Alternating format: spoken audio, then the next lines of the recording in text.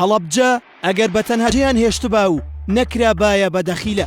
شاعیر و ڕووناکبیری کورد ڕەفیق سابیر لە هۆنراوەیەکدا بۆ هەڵەبجە دەنووسێت بەتەنها جێم مەهێڵن ئەم شەو زریان ئەم چێنێ، تەمومش دام دەپۆشێ و مانگەشە و دەمفڕێنێ. ئەگەرچی شاعیر لێرەدا دەیەوێت ئازاری ئەو شارە بڵاو ببێتەوە، بەڵام ئێمە دوای تێپەڕبوونی زیاتر لە 30 ساڵ تێکستەکە بە ئیجازەی شاعیر بەم جۆرە دەخوێنینەوە. ئەگەر هەڵەبجەیان بەتەنها جێهێشتبە، تەنها بە داهاتی خاڵە سنووریەکانی دەیتوانی ژیانی شایستە بۆ خەڵکەکەی پەیدا بکات. ئەگەر بەتەنها جێیان هێشتبە، ئێستا دەیتوانی ببێتە خاوەنی گەورەترین زانکۆ و پەیمانگا و نەخۆشخانە لە عێراقدا. ئەگەر بەتەنها جێیان هێشتبە سەردارانی کورد، ئێستا گەنجەکانی غەرقی ئاوی ئیجە نەدەبوون.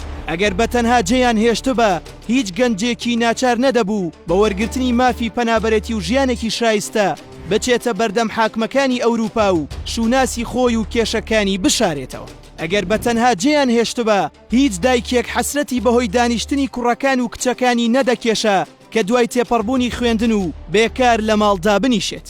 ئەگەر بەتەنها جێیان هێشتبە، ئەوە پاسدارانی ئێران قاچیان نەدەکەوتە ناو شارەکە و بەو جۆرە حەسرەت بار نەدەبوو.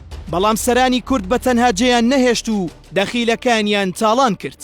دینار بە دینار کە لە وڵاتانەوە بۆ ئەو شارە تەرخان کرا و کۆکرایەوە، هیچ بڕەپارێکیان بۆ خەڵکەکەی تەرخان نەکرد و دەیان برد بۆ سەر ڕەقەم حسابیەکانیان. ئەوان لە هەڵەبجە بوونە زریان و تایی گەندەڵی و دزی ئەوان وەک تەم شارەکەی داپۆشی. لە ئەرزەوە تا ئاسمانی هەڵەبجە بۆ سیاسیەکان بوو بە نیعمەت و بۆ خەڵکەکەشی بوو بە وێرانە و دەردەداری و لەشبەباری. ئێستا سەرانی بزنسخوازی بەناونەتەوەی کورد ساڵانە لەو ڕۆژەدا بۆ فریودانی خەڵک و گەوجاندنی خەڵک بە ناوی هاوسۆزی و کار بە وەستانیان لە بەردەم بارەگاکانیان ئەو خەمی نیشان دەدەن. بەڵام هیچ کامێکیان ناتوانن بچنە ناو شارەکە و جادە پڕتاسەکانی بۆ پڕ بکەنەوە، گەنجە بێنەوەکانی بەحەوێنەوە، بریندارانی شارەکە تیمار بکەن.